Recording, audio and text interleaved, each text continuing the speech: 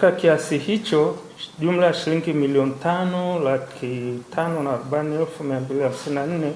zimeokolewa kupitia ufuatiliaji wa mradi wa ujenzi wa shule mpya ya awali na msingi Tinde B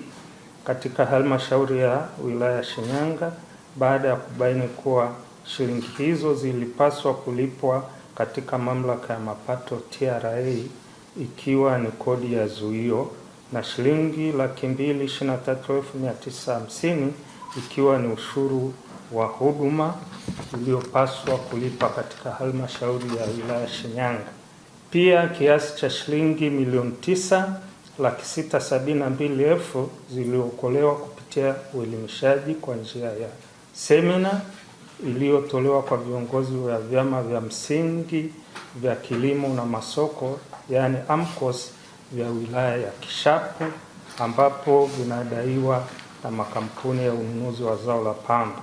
Elimu hiyo imesaidia kuongezeka kwa uadilifu na kusaidia kurejeshwa kwa fedha hiyo kwa makampuni matatu. Katika eneo la uzuiaji, mradi wa ujenzi wa shule mpya ya awali ya Tinde B iliyopo katika halmashauri ya wilaya Shinyanga wenye thamani ya shilingi milioni 342,900 ilibainika kwamba shilingi hizo milioni 5,316,304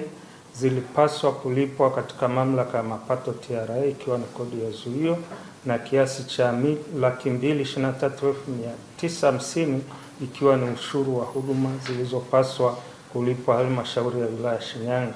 Lakini mpaka timu ya ufuatiliaji inafika kwenye mradi, ilibaini fedha hizo hazikuwa zimelipwa. Baada ya ufuatiliaji uliobaini changamoto zilizoorodhesha fedha hizo kulipwa, mapendekezo yalitolewa na kufanya ufuatiliaji wa swala hili, hatimaye fedha hizo